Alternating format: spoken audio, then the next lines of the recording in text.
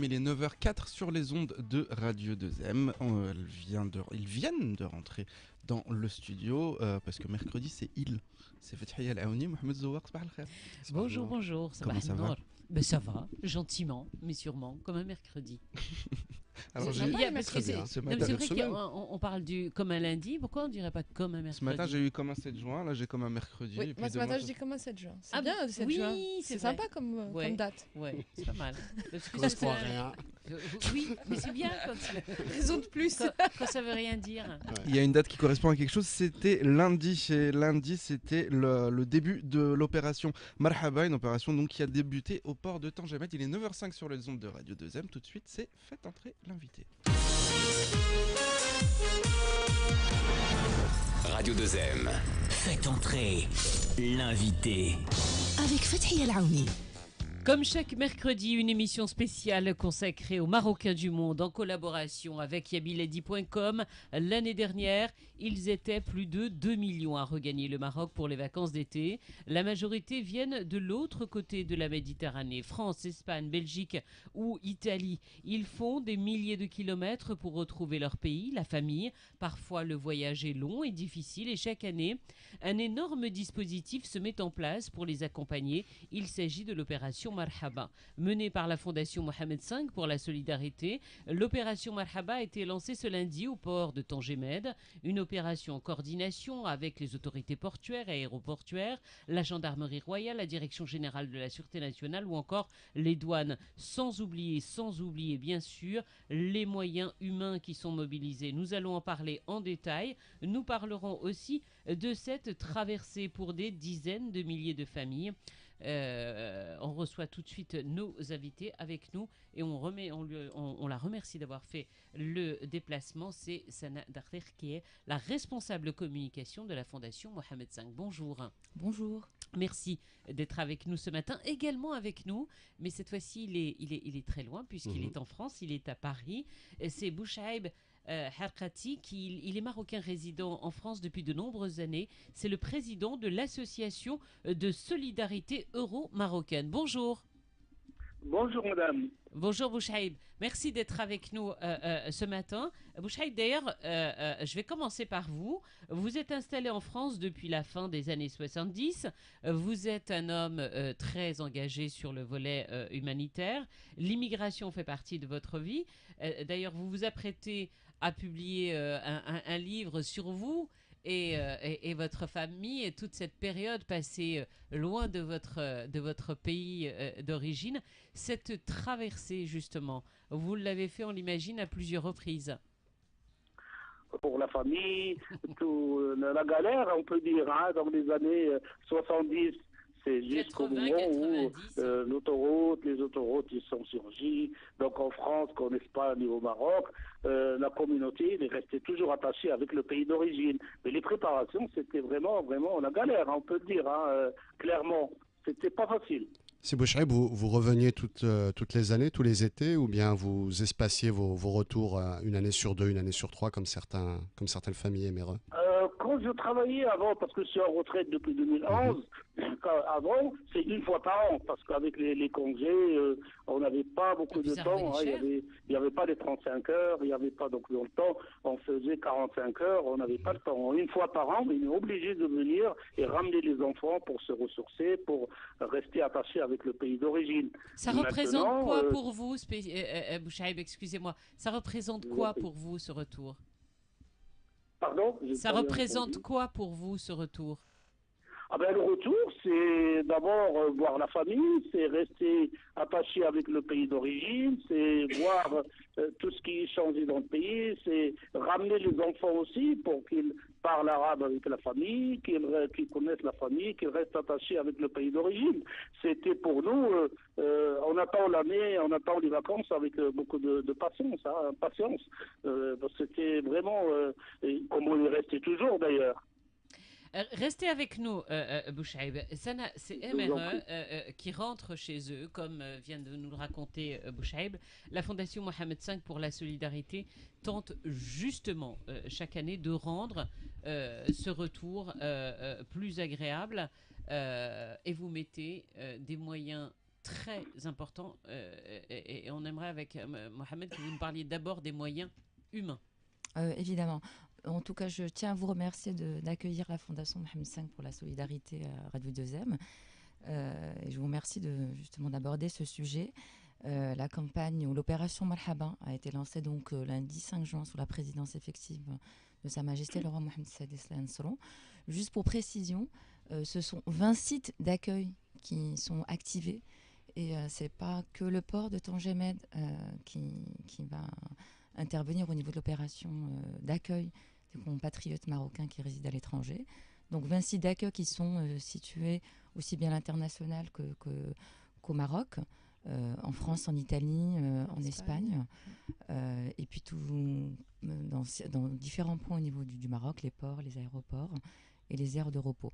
Donc effectivement, cela implique des moyens humains importants, d'abord pour gérer tous ces sites, mais surtout pour être là au niveau de l'accueil et pour répondre à toutes les demandes, toutes les sollicitations des membres de la communauté, que ce soit à leur arrivée, donc pendant cette période estivale, mais aussi à leur retour, donc quand ils quittent le Maroc pour repartir évidemment dans leur quotidien au niveau des pays d'accueil.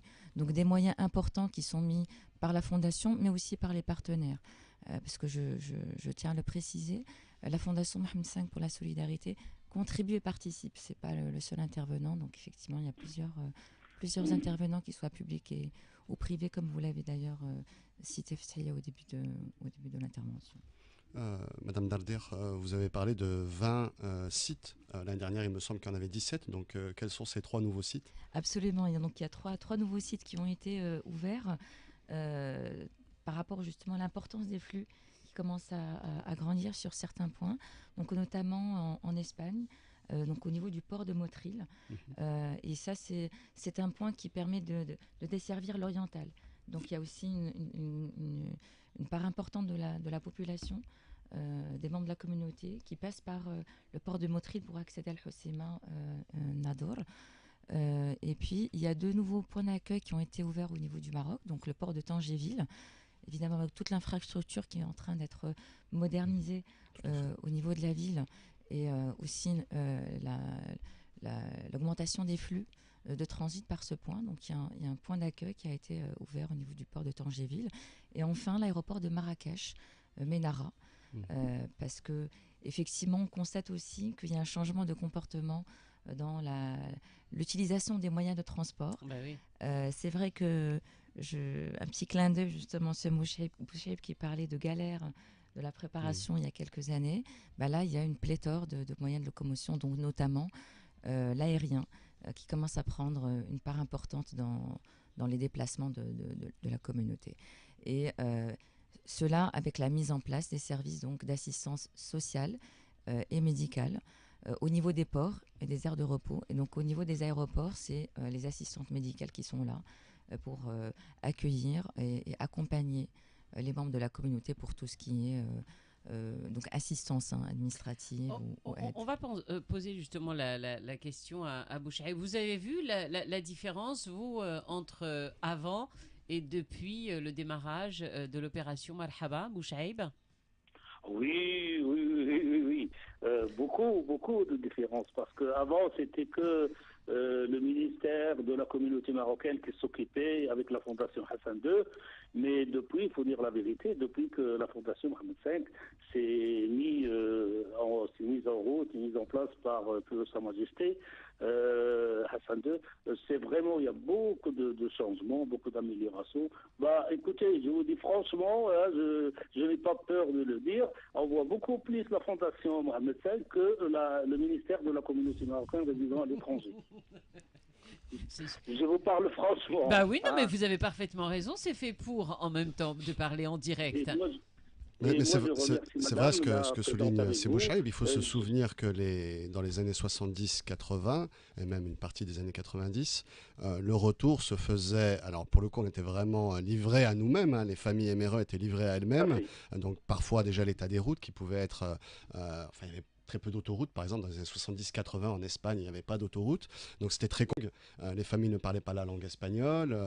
Et donc ça compliquait les choses. Mais surtout quand ils arrivaient dans les différents ports, principalement c'était Algeciras, parfois les familles restaient bloquées là-bas une journée durant, voire 2 jours, avec des situations délicates, des drames parfois. Horrible. Des drames. En dehors des drames très, très, très graves que tu soulèves, Mohamed, c'était cette attente avec des bébés, des enfants, pas d'eau, pas de quoi manger, un soleil aucune de structure plomb, d'accueil. aucune structure et même pas où se protéger. Vous vous souvenez de ça, Bouchaïb? J'imagine. Oui, tout ça me revient maintenant. En parlant comme ça, ça me revient. Parce qu'en Espagne, comme il parlait monsieur de l'autoroute qui n'existait pas, on suit des fois dans les montagnes de l'Espagne, pendant 1 heure, 2 heures, on suit un camion 20-30 à l'heure.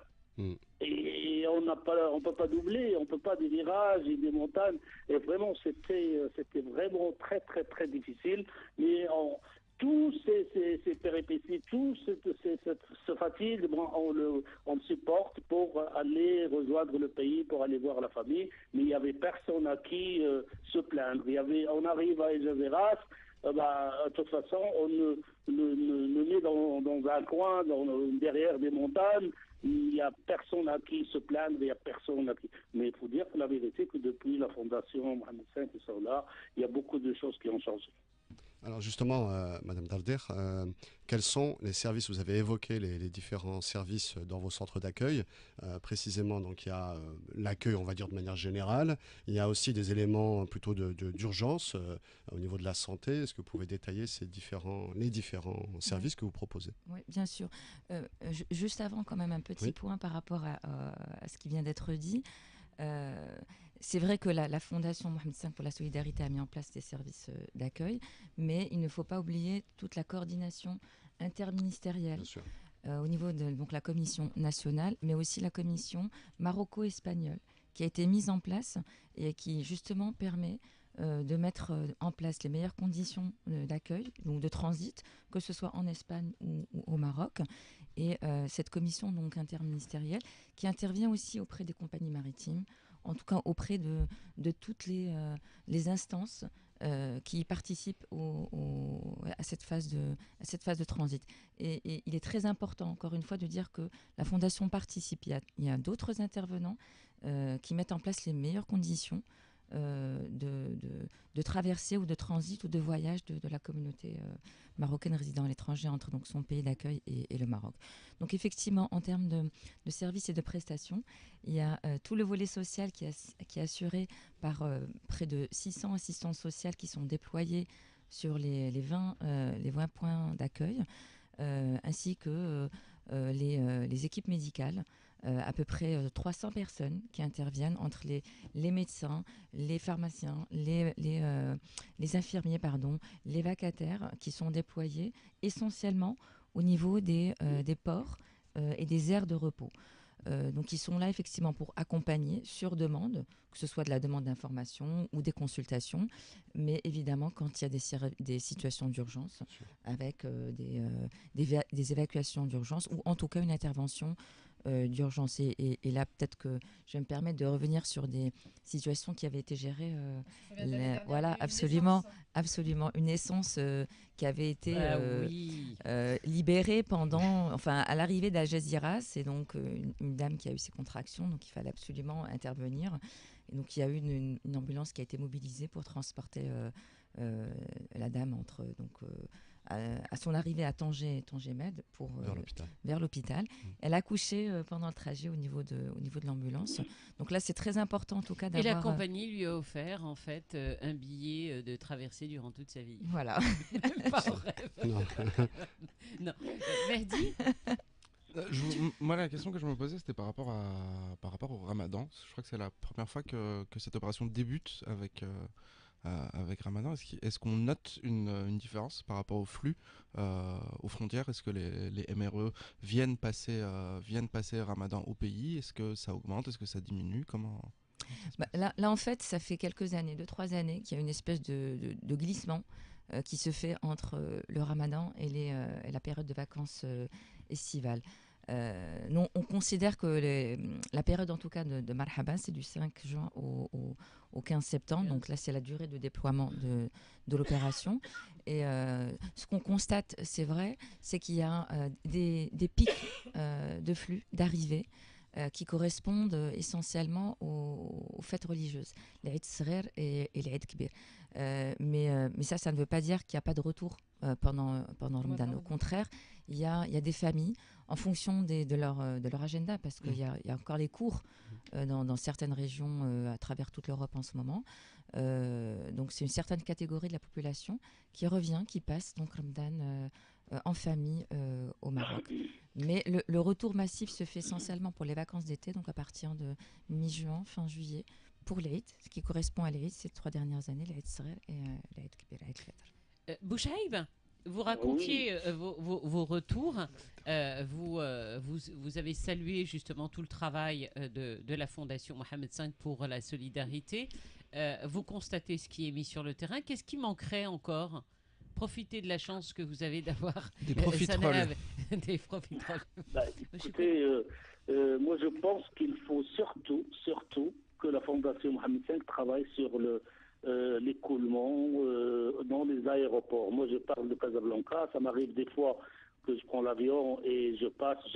On fait 2 heures pour arriver de Paris jusqu'à l'aéroport Mohamed V et on passe 2 heures faire la queue pour le passeport, pour la police. Et ça, c'est inadmissible. Des fois, on entend des cris, et on voit 2-3 personnes. Il y a 3-4 avions qui arrivent en même temps, et on voit que 3-4 personnes dans les guichets, et les autres qui tournent, la police qui tourne. Moi, je trouve inadmissible. Ça, moi, je voudrais bien que la Fondation Mohamed V s'occupe de ça pour résoudre ce problème-là comme il l'a fait ailleurs. Voilà. Pourquoi une question, Sana. Oui. Comment faut enfiler le. Est-ce que vous avez un rôle dans l'organisation des flux de passagers? Pas intervenir là. Mais, malheureusement, on ne peut pas intervenir sur tous les fronts. On aimerait bien, en tout cas, la doléance est notée.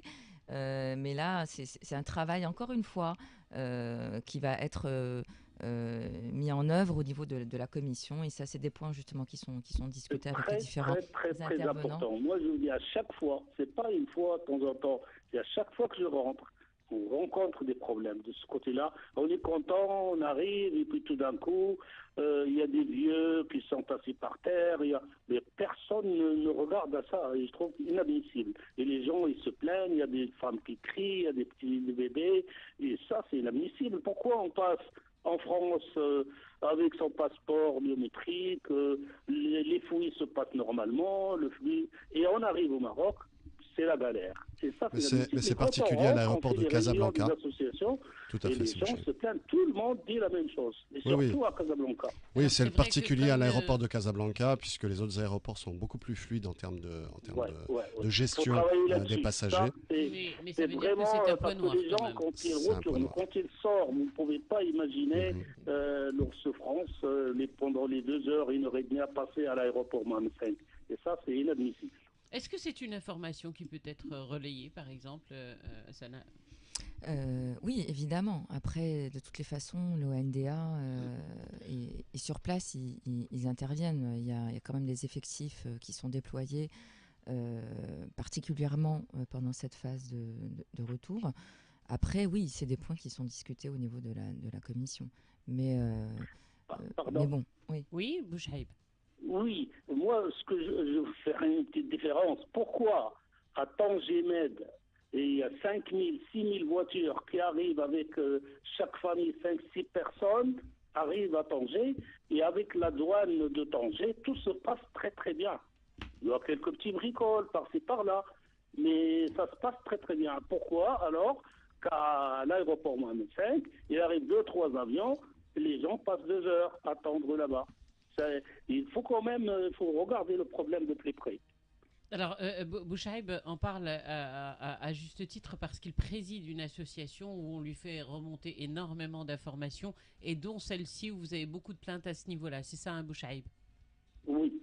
Tout à fait, parce que nous, si vous voulez, quand on rentre, il y a les personnes, ils viennent se plaindre des gens qui téléphonent, alors les associations, ils font rien pour nous. Est-ce que vous avez soulevé le problème? Est-ce qu'on peut faire une pétition? Non, on ne veut pas allumer le feu. On dit oui, quand on a l'occasion, c'est très rare, c'est vrai que le ministère de la communauté marocaine ne fait pas de rencontres, il ne fait pas de réunions pour parler ou pour soulever nos doléances. Et on leur dit, écoutez, le problème, ça va être résolu. Bon, on fait patienter les gens, mais vous savez, les gens après nous prennent pour des menteurs à la fin, parce que quand ils retournent, ils trouvent toujours la même chose. On note et on enregistre et je vous promets qu'on transmettra l'appel que vous lancez. On essaiera justement d'en reparler. Est-ce que peut parler du chiffre global justement on commençait par parler des moyens humains. Le chiffre global, combien de personnes au total sont mobilisées sur cette opération Marhaba qui dure 3 mois? Du côté de la Fondation Mohamed V pour la solidarité, on a à peu près de 1000 personnes qui sont déployées donc sur les 20 sites. Donc je disais tout à l'heure, à peu près 500 assistantes sociales, près de 350 médecins. Et puis, il y a des vacataires aussi qui interviennent dans les différents sites, des vacataires qui sont des bénévoles. Donc là, on voit quand même la chaîne solidaire qui se met en place pendant cette opération. Et donc, ça fait quand même des moyens assez importants qui sont mis en œuvre justement pour pouvoir répondre aux demandes, aux requêtes, aux sollicitations qui sont émises à travers tous les points d'accueil. Vous accompagnez cette opération Marhaba depuis des années, Sana. On a parlé de tout ce qui va. Est-ce qu'il y a encore des points sur lesquels la Fondation se dit là, il faut encore qu'on fasse des efforts, il faut qu'on avance, il faut qu'on fasse mieux, des points noirs sur lesquels des retours d'abord que vous avez de Marocains résidant à l'étranger, où vous dites là, faut qu'on y aille, quoi. C'est encore un énorme chantier, il faut qu'on avance là-dessus. Oui, ce qui est certain, c'est que rien n'est parfait. D'ailleurs, on améliore la prestation, on améliore le dispositif d'année en année, parce qu'effectivement, il y a des retours. D'abord, on complète les outils de communication. À titre d'exemple, l'année dernière, la Fondation a lancé l'application mobile Marhaba. Donc, en plus des outils édités qui sont distribués sur place à l'arrivée, mais aussi au niveau des ambassades, des consulats, des agences de la Royal Air Maroc à l'étranger. Donc, on accompagne les nouveaux modes de consommation des nouvelles technologies. Donc, on a mis en place une application qui donne toute une data d'informations allant des procédures administratives, des procédures douanières, des procédures à l'entrée, des différents services, excusez-moi, des différents services et des bureaux qui sont dédiés à la communauté par les institutions marocaines, les numéros utiles, les contacts utiles, les adresses utiles. Donc on essaie en tout cas d'améliorer la prestation. Cette année, donc cette application a été lancée dans une nouvelle version qui permet une assistance en ligne, en direct. C'est vrai qu'on a les différents numéros de contact, le numéro vert, donc 08 40 23 23. On va le relayer sur notre page Facebook. On va retrouver les news là tout de suite. On va retrouver les news. Il est bientôt 9h30 sur les ondes de Radio 2M. Tout de suite, ce sont les informations en français présentées et préparées par Malak Benis. Pour ici, les 9h33 sur les ondes de Radio 2M. On est toujours en compagnie de Fatih Elaouni, Mohamed Zouar et et Bouchaïb qui est avec nous au téléphone depuis Paris. D'ailleurs, une dernière question à Bouchaïb. On va lui demander quand est-ce qu'il rentre. Bah oui, c'est Vous important. arrivez quand, Bouchaïb? Allô, normalement, j'attends, parce que si la dame qui de la Fondation Mohamed V est à côté de vous... Oui, elle est toujours là. Ah, bah allez-y. Voilà, j'ai 2 tonnes de matériel médical et paramédical, des fauteuils roulants, des lits médicalisés, électriques, des chaises percées, des béquilles, en total 2 tonnes. Et je cherche le moyen de transport pour les ramener à une association, à une commune rurale de Aglmous, Nefra. Et donc, je cherche un transporteur, quelqu'un, un bénévole, pour nous aider à ramener ça dans ce coin-là, parce qu'il y a un besoin réel. Est-ce que vous pouvez nous aider, madame? J'ai pas de contact avec le ministère. De toute façon, je sais qu'ils vont me le refuser. Je fais appel à vous. Est-ce que vous pouvez nous trouver un moyen de transport pour ramener 2 tonnes de matériel médical et paramédical aux nécessiteux au Maroc? Si Boucher, votre action est très très louable et vraiment elle illustre complètement les valeurs marocaines de solidarité et d'entraide. Ce que je vous promets, c'est que je prendrai vos coordonnées, je vous recontacterai de façon à ce qu'on puisse justement étudier cette possibilité. Bah voilà, c'est plaisir. Ouais. Tu vois que c'est un mercredi pas comme les autres. Merci à Deuxième aussi. Merci à vous, Bouchaib, d'avoir été avec nous. Ça fait plaisir, Mohamed. Comme quoi, la preuve qu'il y a avec les échanges, etc., les solutions peuvent être trouvées assez facilement. C'est très bien. Oui, écoutez, monsieur, moi, ce que je reproche au ministère de la communauté marocaine, c'est ça. On ne les voit jamais. Ils sont installés. Je vous promets, vous savez quoi, je vous promets, on les invitera. Parce que là, on ne peut pas parler d'eux parce qu'ils ne sont pas là. Donc, c'est toujours un petit peu délicat.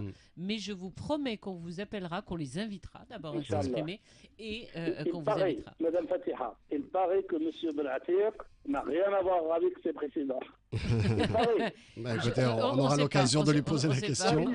Mais je voulais justement souligner ce qu'a... Depuis 1970, j'ai vu passer des ministres. Mais je vous dis franchement, on est toujours resté... à l'attente. Je dis franchement. Oui, les attentes sont nombreuses. Moi, je vous dis, je ne le dis pas parce que la dame de la Fondation Mohamed V est là, mais quand on passe, on voit les femmes qui sont là, qui attendent la communauté, qui les aident. Mais le ministère, je ne sais pas s'il agit dans d'autres. Non, bien sûr. Je vous promets qu'on y consacrera un sujet et qu'on vous appellera pour vous exprimer et parler justement de vos attentes, Mohamed. Une anecdote. J'aurais beaucoup de choses à leur dire. Bien sûr. Une anecdote par rapport à l'appel de Sibou Chaib concernant le transport de matériel, de dons, etc. Je me souviens que... Et le rôle des médias d'ailleurs, c'est-à-dire que les appels lancés sur les médias, je me souviens que sur yebiledi.com, après le séisme qui a secoué dramatiquement la ville de Al-Hoceima et la région d'Al-Hoceima, des appels avaient été lancés sur notre forum de discussion et des gens s'étaient proposés des associations s'étaient proposées pour mettre à disposition des moyens de transport pour transporter justement les dons de MRE en Belgique, aux Pays-Bas, en France, en Espagne, etc. Donc parfois la solidarité, il suffit de lancer des appels et la solidarité s'organise un peu de manière spontanée. Est-ce que tu peux pas aider Bouchaib justement et lancer aussi un appel? Eh bien, parce que c'est honorable, je trouve, 2 tonnes de matériel médical. Mais je l'invite justement à passer sur notre forum pour lancer son appel. Tout à fait. Pour le relayer, parce qu'effectivement, il y a des associations qui ont des moyens de transport, il y a des gens qui ont des moyens de transport et qui peuvent le mettre à disposition. Donc, ne pas hésiter. Et parfois même, c'est des associations qui vont donner aussi des astuces. Les associations ont déjà fait le transport par exemple là, à l'occurrence, de matériel médicaux. Et donc, ils peuvent justement mettre à disposition leurs contacts pour transporter ce matériel, voir comment ils ont fait. Il y a aussi quand même toute une procédure douanière. Donc, tous ces éléments-là il peut y avoir justement de l'entraide entre associations. Voilà, et en plus avec le soutien de la fondation. Merci à tous. En tout cas, bravo pour vos actions, Bouchaib. Je rappelle que vous êtes le président de l'association de solidarité marocaine, était également avec nous. Sana Darter, on vous remercie infiniment de toutes ces explications, de tout le dispositif qui est mis en place pour l'opération Marhaba qui se poursuit donc jusqu'au 15 septembre. Et je rappelle que vous êtes la responsable communication de la Fondation Mohamed V pour la solidarité. Et nous, Mohamed, on se dit à mercredi la semaine prochain. Bah oui. Pour d'autres aventures. Oui, un nouveau sujet à débattre. On va aller sur les plages avec Mohamed.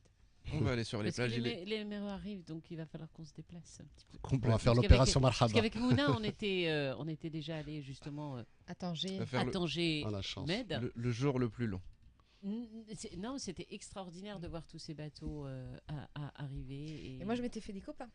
C'est super, on va parler de tout ça hors antenne. Il est 9h39 sur les ondes de Radio 2M. Tout de suite, on écoute Amazir Katuba avec Michel Chokran et on revient pour la chronique Parlons Cash de Mehdi Boukhari qui s'impatiente derrière la vitre depuis tout à l'heure. Bonjour Mehdi.